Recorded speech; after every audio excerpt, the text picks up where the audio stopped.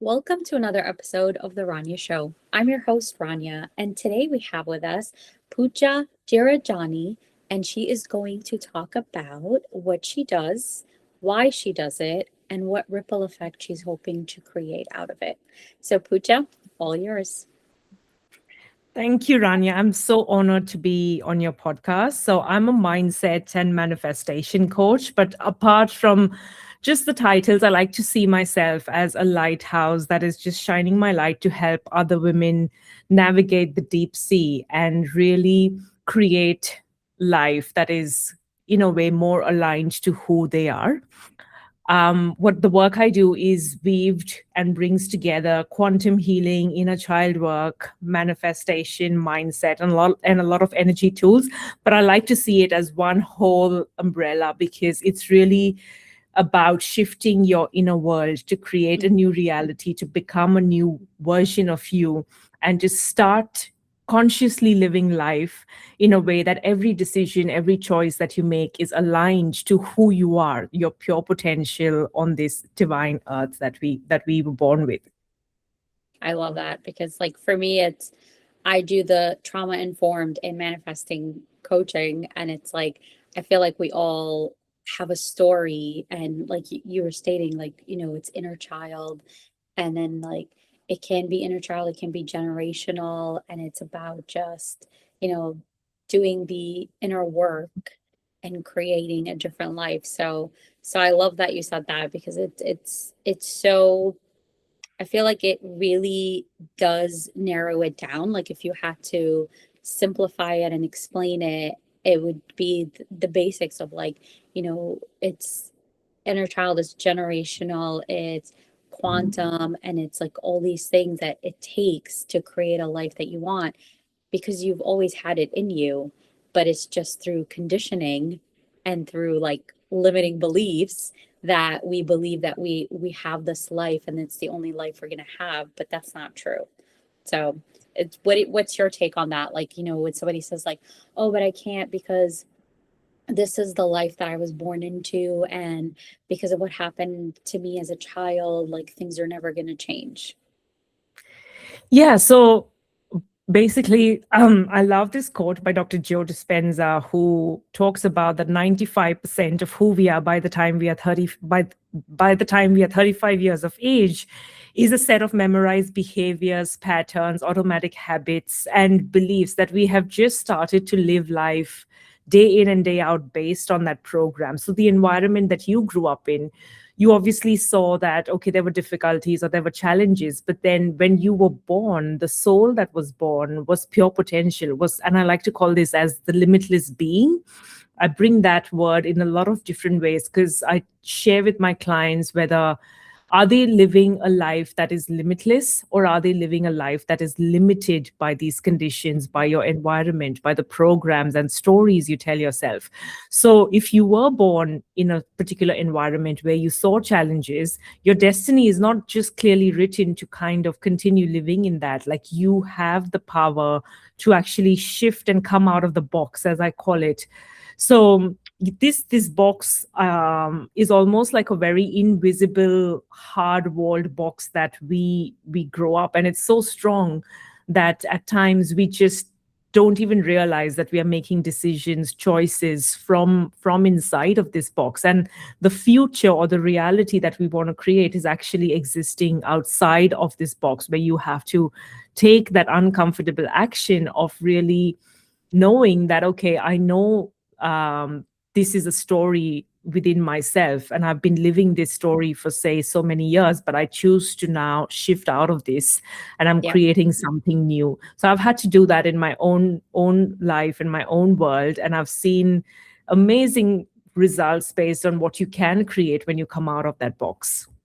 Yeah, it's amazing. It's just like stepping out of your comfort zone, and it's not something that like is a one and done, or like you do it once and you're just like, okay, well, Yeah. the last 3 decades of all the trauma and all the stuff that I went through is just going to magically disappear, because it's really not. It's like you're talking about decades of conditioning and now reconditioning. And yeah, I feel like it does, like the timeline collapses a little more because now there's awareness, there's shift, there's intention. But it's not something that, like, it's just one and done. And I feel like it's also, you're a constant like work in progress because you're constantly learning, you're constantly evolving, you're constantly growing every single day. And it's just like you're just unlocking levels as you move forward, and like you start manifesting things and you start bringing in the things that you want out of your life.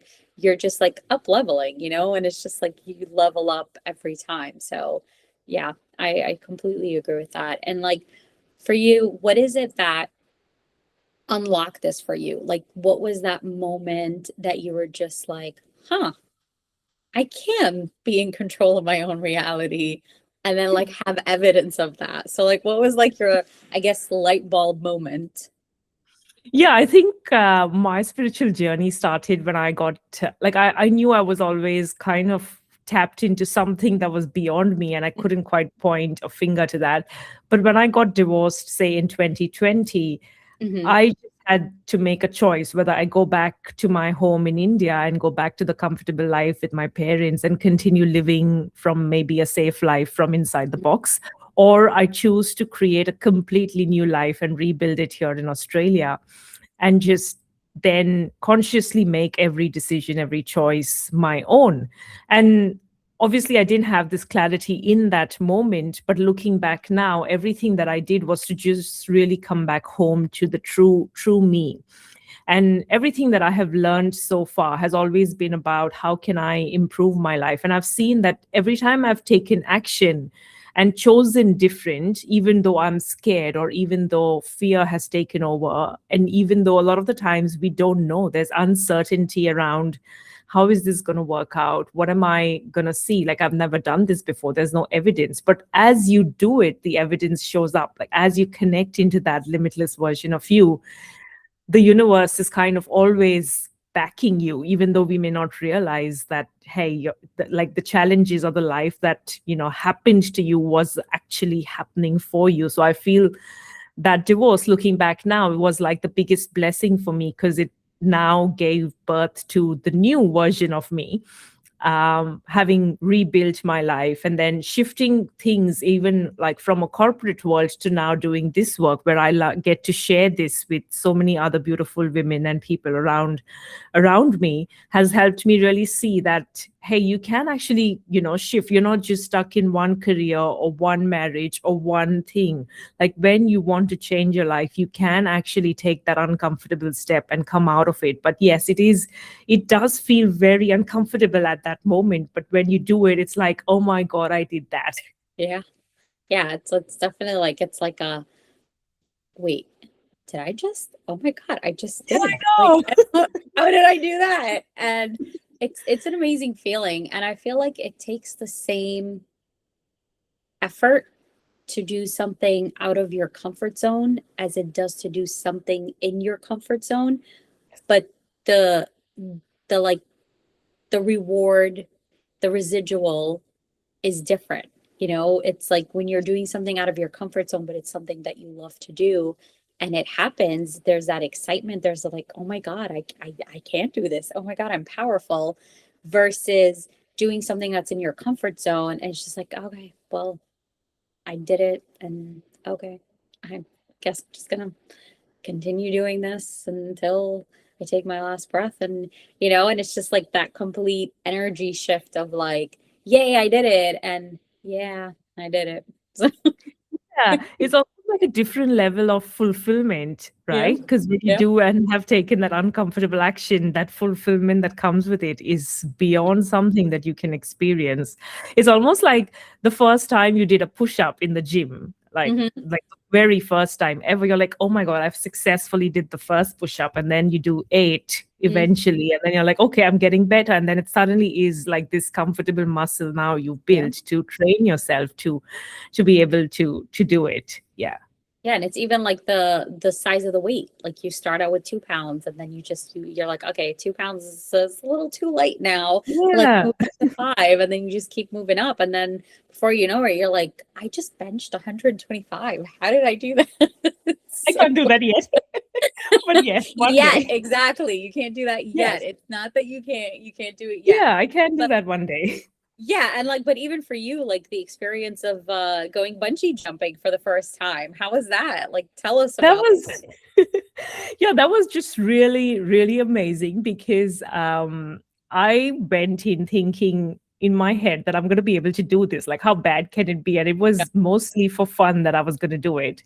But when I got there, I froze twice on the edge. Like, I was standing on the edge and Mm. I just froze. Like, my body would not even move, like, to take that jump. Like, I was completely frozen. And then the bungee instructor, like, was telling me that, hey, if you're at the edge, the only way to overcome your brain's survival mechanism is to actually take that jump. So if you let your overthinking mind kick in, where you're overanalyzing and thinking about the possible scenarios, you're never going to jump. And that's kind of what happened with me. I was not able to make it in those two rounds. And so they put me on a bungee swing where they drop you. And then I finally had so much fun with it. Like, it was the most amazing experience I ever had doing the bungee swing. And Yeah. then when I went back to doing the jump because I felt ready, um, I the center closed. So it was unfortunate that that they closed and they couldn't take any more people on that day.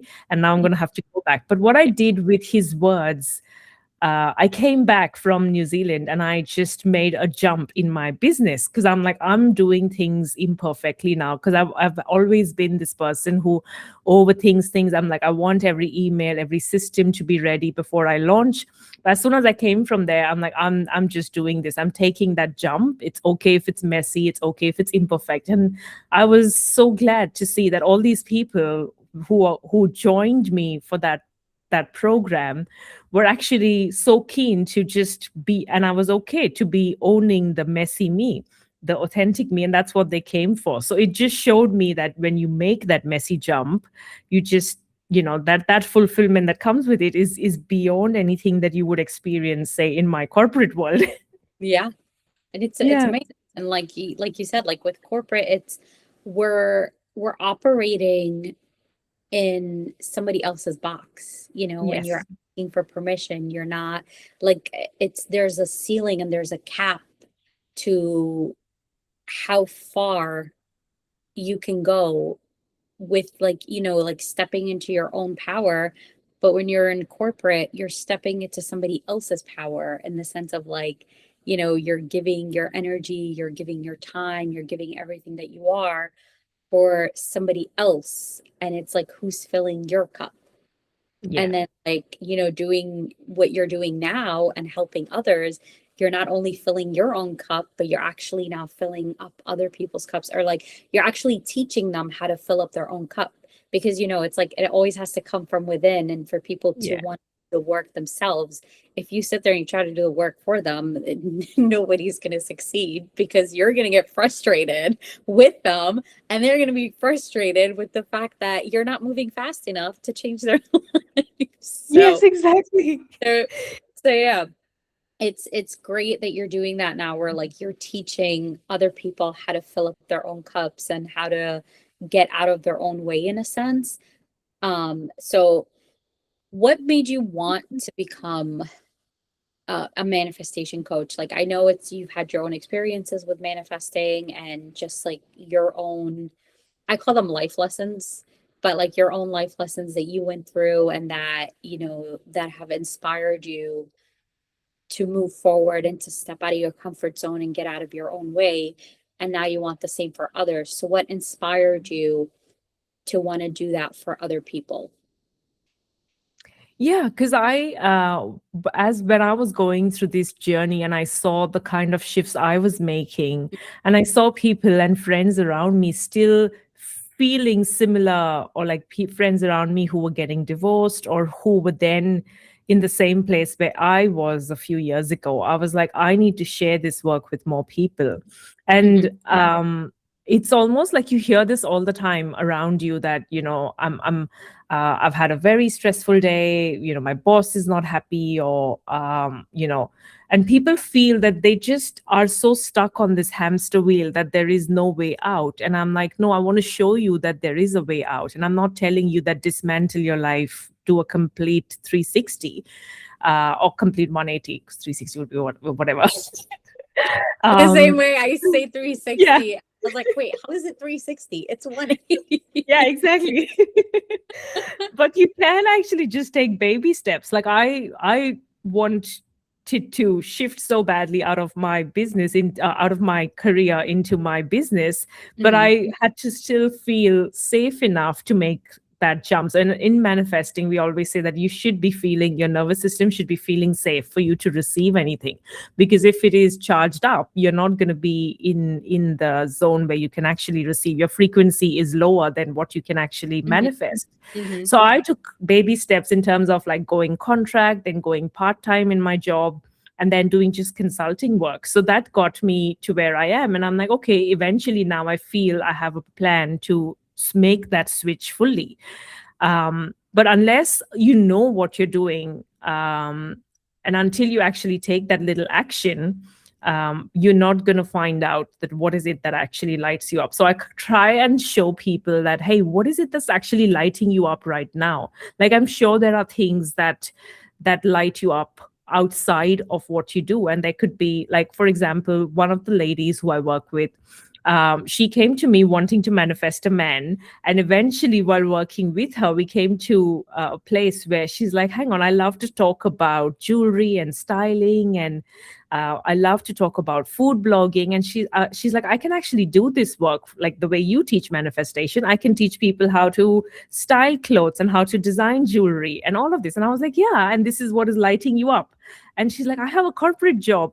But I'm like, you can start small. Yeah, I'm not telling you leave your corporate job, but you can start building towards just doing this on the weekend for now, and then see where it takes you. So that's how you kind of make these switches, right? And the universe then backs you, because when you're lit up in something, your frequency is really high. For example, the work you and I do, it really lights us up in a way that we can sit here and chat till 2 a.m., right?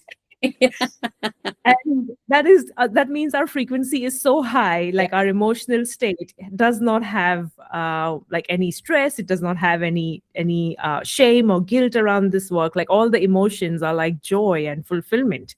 So then the universe definitely has to back you, because that is the law. Like, when you're lit up and you're doing your light work, your assignment, you have all the support from the universal forces to make things happen. Yeah, no, I that very well said. Like, I agree with everything that you just said.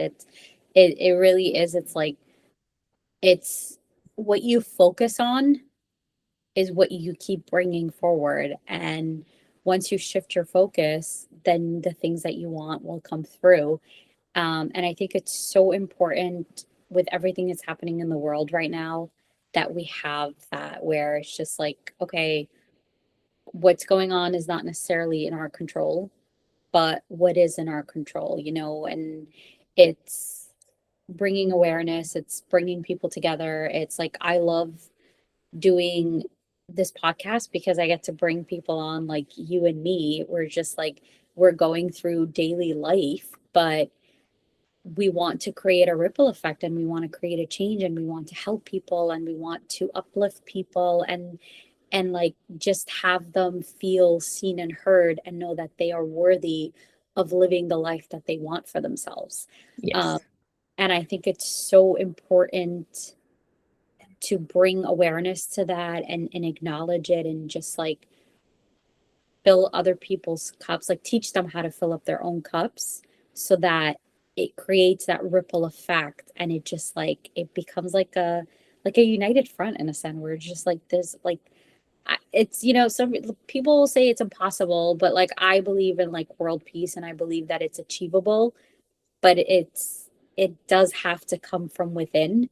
And then, like you said, it's like evidence-based. Once you start focusing on certain things, or like you start manifesting in a sense, then you'll have more things to manifest that'll come in, and that will bring that inner peace, and then that inner peace spreads and becomes external peace to the people that you surround yourself with. So yeah, no, absolutely. And I absolutely believe that there is a collective effervescence of when we all have the same intentions. That is why I love doing group work, like when it's genuinely coming from within us and we are all aligned in that frequency, we can make magic happen in the world. Yeah. So we've seen that with so many, I don't have at the top of my head, but there was this town somewhere where it hadn't rained for like 2 years or something. And then people were really struggling because there was no rain. The crops were, there was no harvest for very, very long, and they all meditated, and eventually the rain came, and it was like everybody was surprised that, hey, this place is now having rain after 2 years, because we all collectively had that intention to bring it down. And so the universal forces then helped. And so I absolutely believe in that ripple effect, where we, even if you and I, with the work we do, even if we make a difference to one woman, then she goes and tells it to 2 or 3 other people. That's kind of what this work means for us, right? So yeah, it is beautiful to just create that. Yeah, I love that. Like it's so funny because like a lot of things that you're saying is like what I usually say on a daily basis. So I love that you and I are very aligned. I love it. And it's like for us, like remember when we did BBD live, like we were meditating and stuff, you can feel the shift in the room, and like the energy, and everybody's just like was on a similar like wavelength. And like, with the when we did the spoon bending, and like, and mine didn't bend, which is so funny, but the two people that were sitting on like opposite sides of me, they saw me in their like vision of like the meditation and stuff, and they saw me bending their spoons, like helping them bend their spoons. And I did, like I was so invested in helping everybody around me that I wasn't really like pouring into my own cup. And that's what I got from it, to like, I got to make myself a priority before I can make anybody else like, second priority, and so on and so forth. So it was like a great lesson for me that, yeah, you can bend other people's spoons, but who's bending your spoon? And like, I always think about that. And I have the spoon. I'm still I want to bend that spoon. That's such a beautiful learning, right? And we don't, as women, sometimes we just don't fill our own cups. Like we have this role in society to play, where we are the nurturers, the providers for our families. And so we just are over giving and always just looking after everyone else, but we forget to look after ourselves. Yeah. And I think for you and I, and like, I can only speak on my behalf, but like, your upbringing might be similar because you're from India and I'm from Lebanon. And just like growing up, it was always like the conversations around, oh, when you get married, you should learn how to do this because your husband's not going to be happy, and blah, blah, blah. And I'm just like, I don't even want to get married at this point. I hate the guy and I haven't even met him yet. I know, like even just yesterday, I put up a post where I was saying that, hey, no guy can give me this fulfillment that I get from this work, right? Because if I'm here changing lives one woman at a time, like the work we do is so fulfilling, and no guy's going to be able to give me that. Yeah. And that's why I always say, like, I want to be whole and complete, that I don't need a husband, but I want one. You know what I mean? Like I want someone to like share what I'm doing with, travel with, like do all these things with, but it's not something that I need. And like, because when you come from a place of desperation, you tend to like, there's that resistance, and your manifestations don't come in because you're so desperate for something that you're focused on how you don't want it rather than welcoming it in. So I always say, like, I'm whole and complete as I am, and I want a husband. I just don't need a husband, and I'm going to provide all the things for myself that I used to be like, oh, I wish I had a husband so he could provide these things for me. Now I can provide these things for me. Okay. Yeah. And I think that's kind of the energy, right? Because I share this a lot, because a lot of women think that they can manifest love. And obviously there's nothing wrong with that. But I always try to tell people that, hey, what energy are you manifesting from? Because you're going to meet people around you like that. So I was at a point in time where I was going out on dates, but I was doing it from a place of I'm lonely. I don't have anything else to do on the weekend, or there's a void in me, or something's missing, and I want just someone to comfort me. And then the kind of people I met were also matching me exactly there. They were coming out of loneliness, they were coming out of desperation or that chasing energy, and something just didn't feel great about it. And I'm like, I don't want to be doing that anymore. I want someone, like, my life should be fully whole, complete, and elevated. And then this person actually comes in and brings more joy, and we create something together, something beautiful together.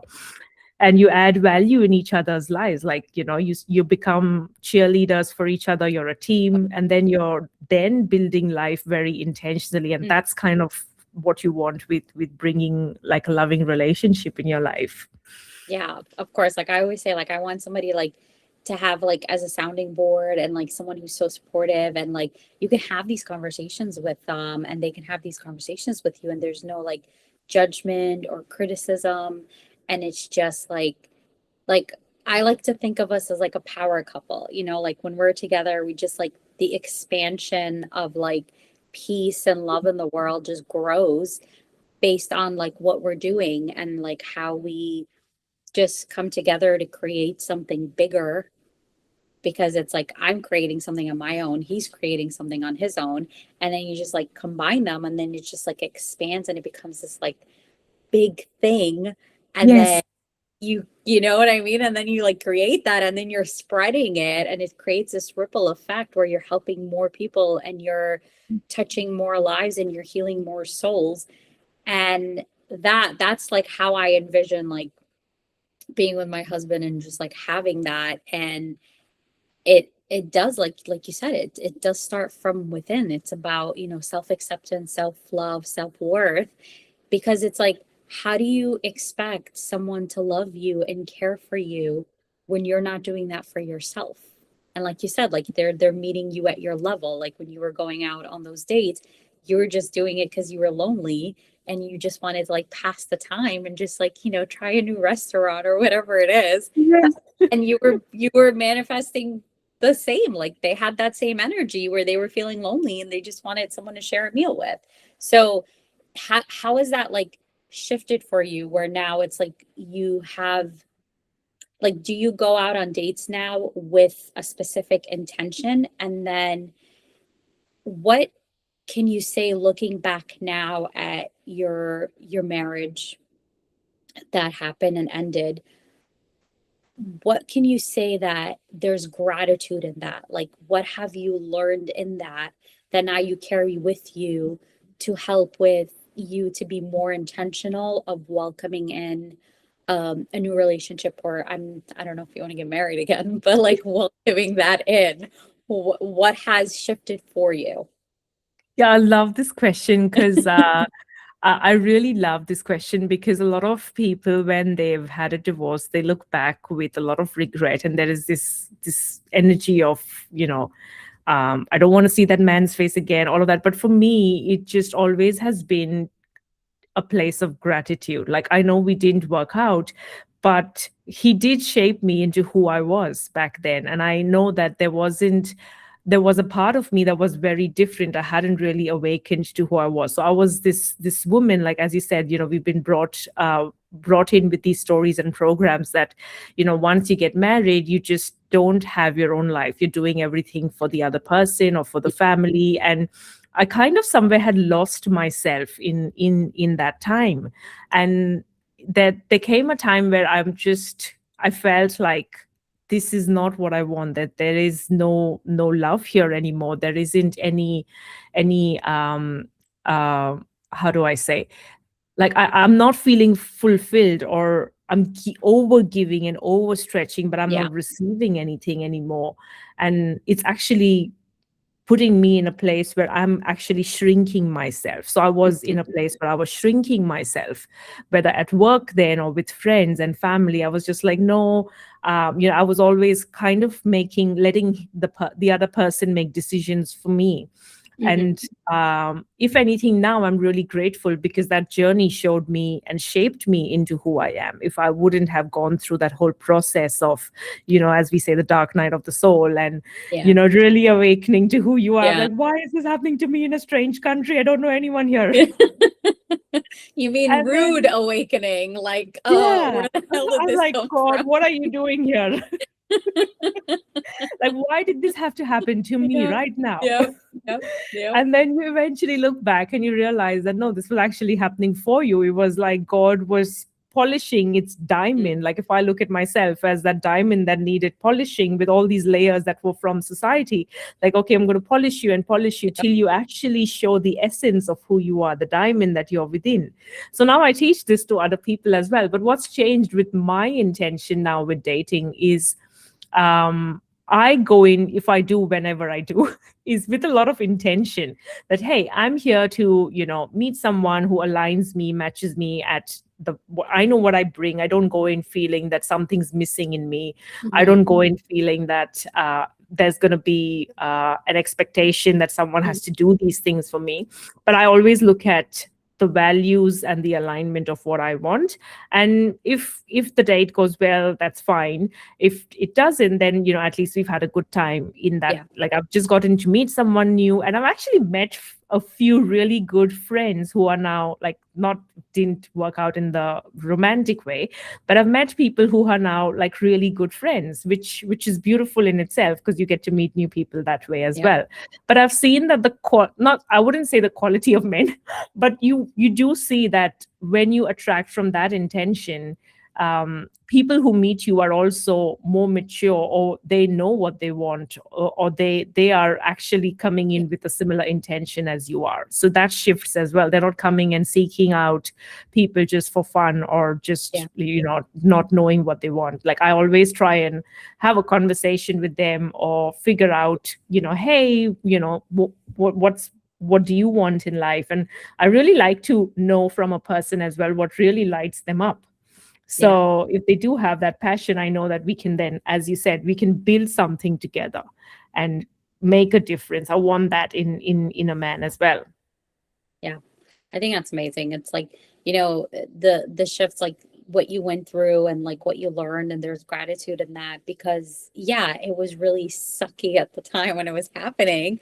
But then you're just like, okay, why is it happening? And like, what am I making it mean about me? What am I making it mean about what I want out of my life? And when you sit with that, and you actually start asking questions, and you become so fascinated by your life and so interested in what's happening and the type of people that you're surrounding yourself with, it starts to shift, because you're no longer like, like when you have like a microscope, and you put like, a sample under it, and you're zoomed in, and you can see all the little cells, and it's like you're so zoomed in to what's happening that you don't see when you zoom out.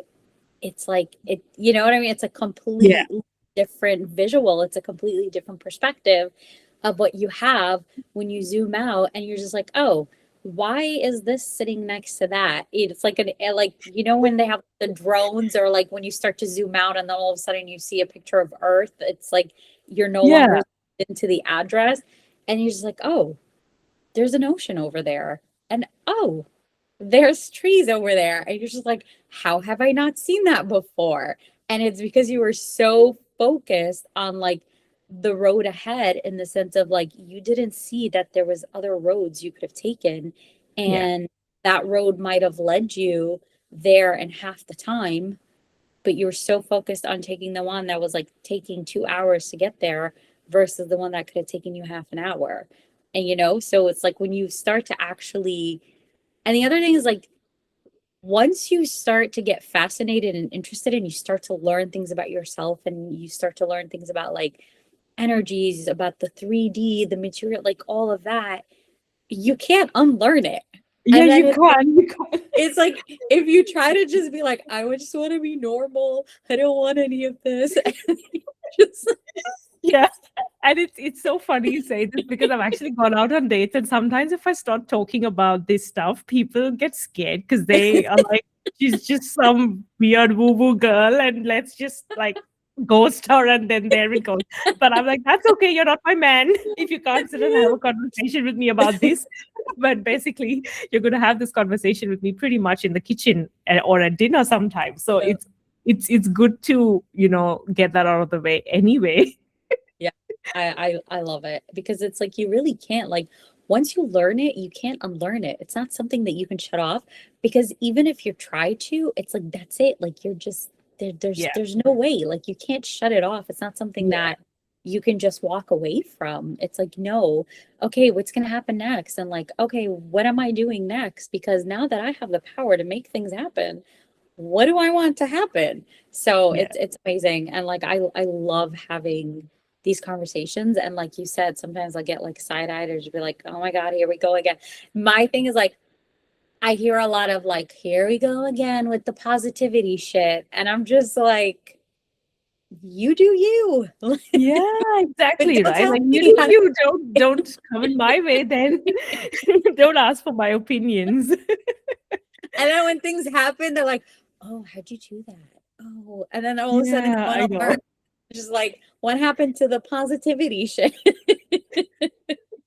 And it's not that we don't get bumped out, right? Like even we need support. There's so many times we get bumped out of our own way and see the blocks. Like I know I have my mentors and people who I reach out to when I'm like, hey, can you tell me how do I do this now? I'm Yeah. really bummed out. And Yeah. then they have to sit and have that conversation with you to be like, it's okay.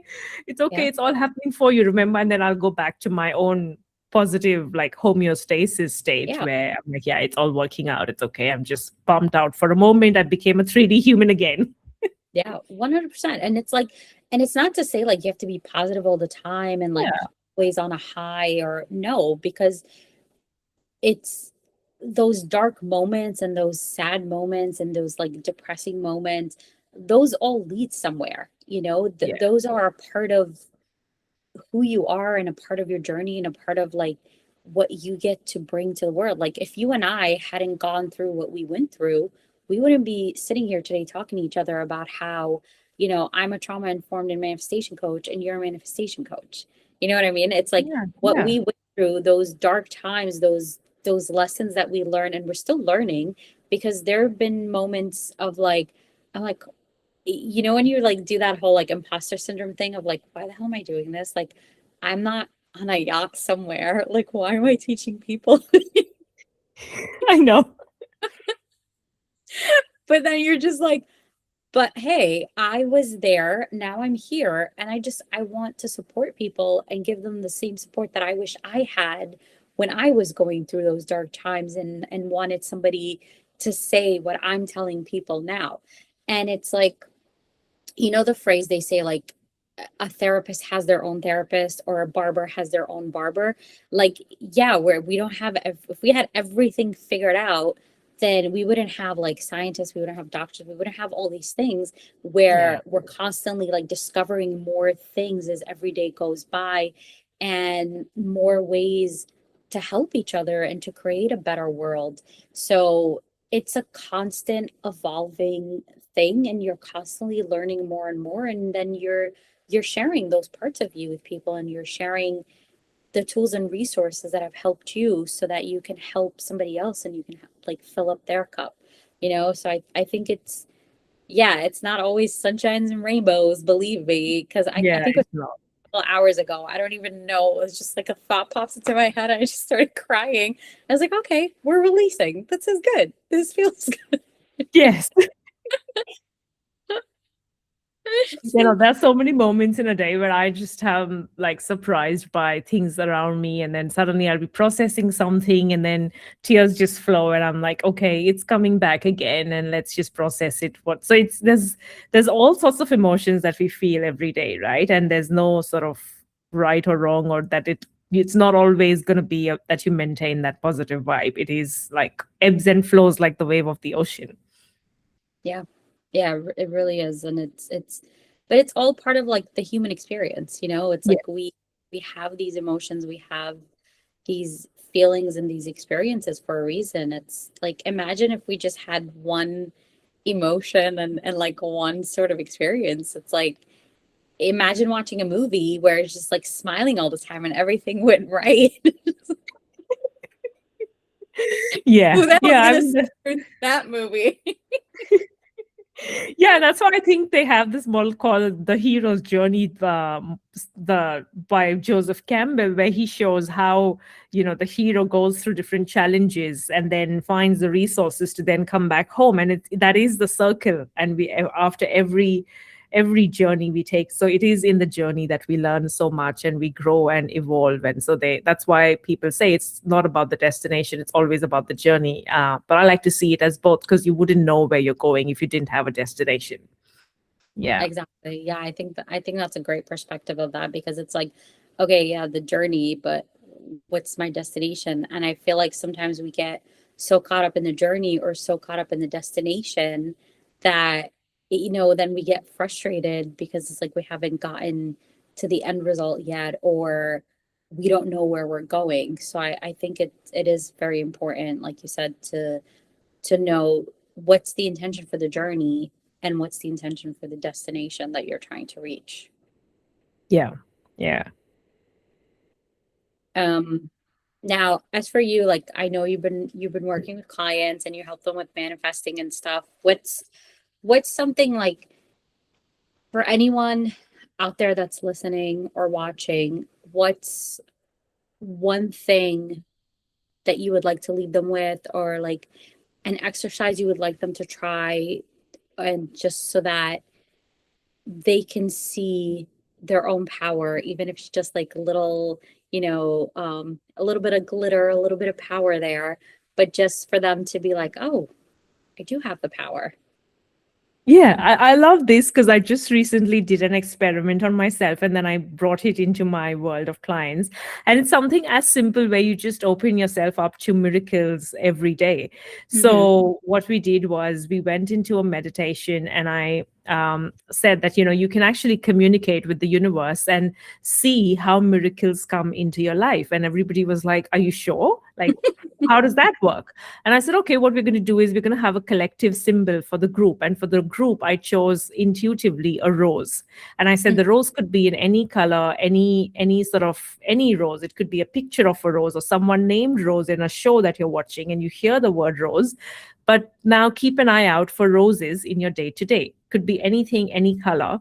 And then just keep an eye out for that. And that is your miracle for the day. And just as you manifest these smaller roses, similarly, you will see bigger miracles in your life. But the rose is kind of giving you that evidence of, that this is possible for me. So we did that for like 24 hours, and I had 11 people in my group.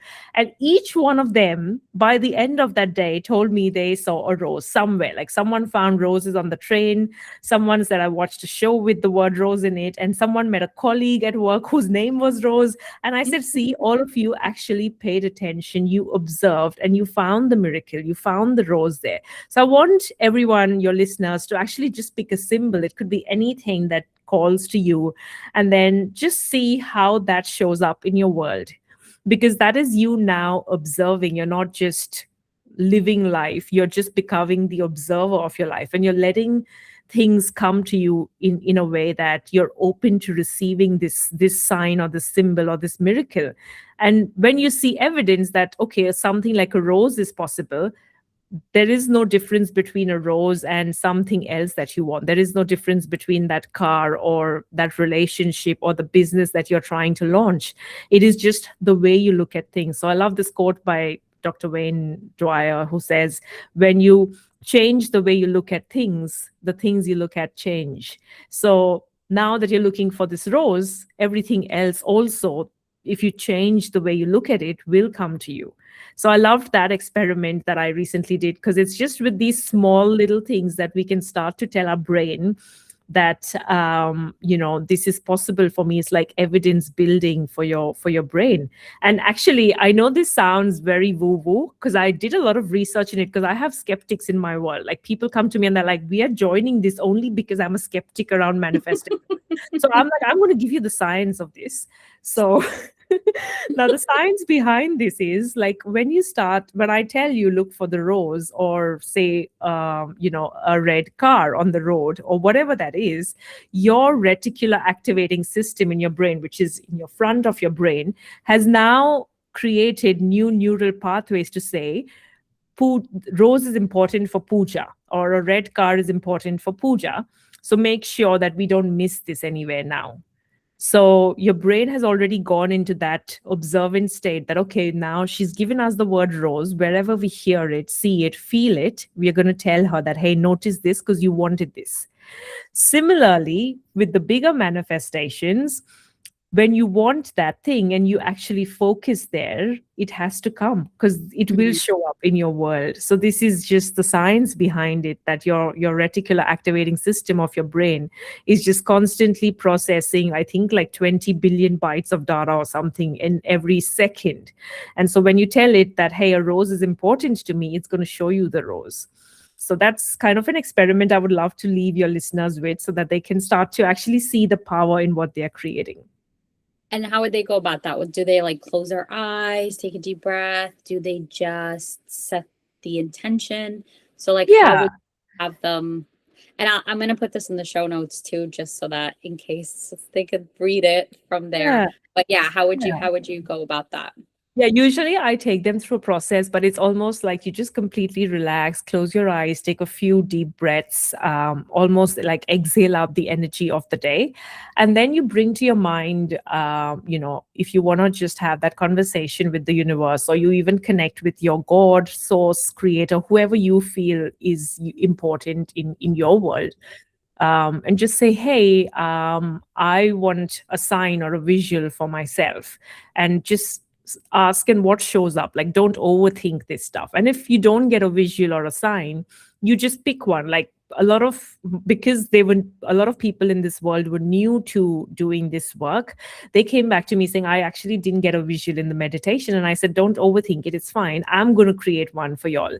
And then I gave them the rose. But then eventually each one of them had their own symbol as they did more and more of this. So wait till your sign or symbol kind of shows up in your world. So it could be like, for me, in my world, my sign is lemons. So for me, lemons is like abundance. Yes, you're going on the right track. So lemons pop up everywhere. Like, they'll show up on tote bags, they'll show up on people's dresses, and someone actually brings me lemons at work. And I'm like, really?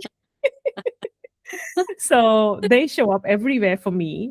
So yeah, similarly, you will receive your sign. But if you're not receiving it in a meditation, you pick something that's really important to you. So it could be, say, a particular breed of a cat or a dog, or it could be like a dragonfly or a bumblebee or something Yeah, that's important to you in a special sort of way. And then you just look for it and see how it shows up in your world. I love that. For me, it's butterflies, I love that. um, license plates, like when the 111, 222, whatever. Yes. And like, so that's always like every day for me that shows up. But I've always like loved butterflies, and I love the moon and the stars.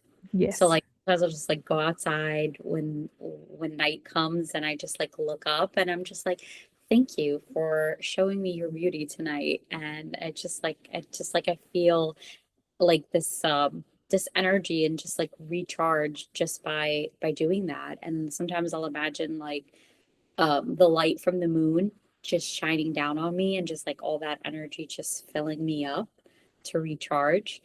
um so yeah, but I do love that. I am going to put that in the show notes for anyone who wants to try this experiment that hasn't done it before.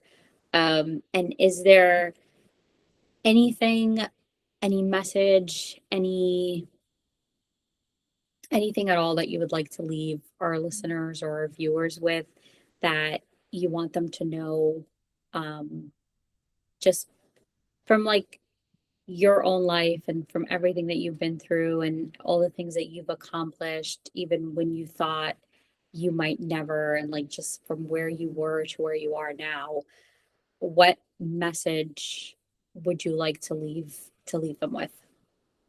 Yeah, I think the one statement I live by every day is that everything is working out for me. Like, this is one statement. I will go into every meeting, every situation with this, because when I embody that, I know that the universe has got my back always. And it's just like a reminder for myself. So the limitless part of you, that is pure potential, the soul part of you, knows that everything is possible. It's just you who feel, have the fear or the worry or the, because you haven't seen the enough evidence in your life around it. So as you start to break the box and start to receive miracles in your life, you will see that everything is actually working out for you. And if you can carry this energy in your day, you will actually start to see miracles happening everywhere in your life. So I would love to leave them with that.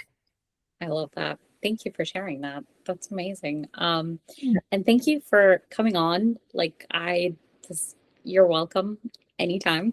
Love talking to Oh, you. thank you. I really enjoyed this chat, all the Rania. Thank you so woos. much. You're so aligned.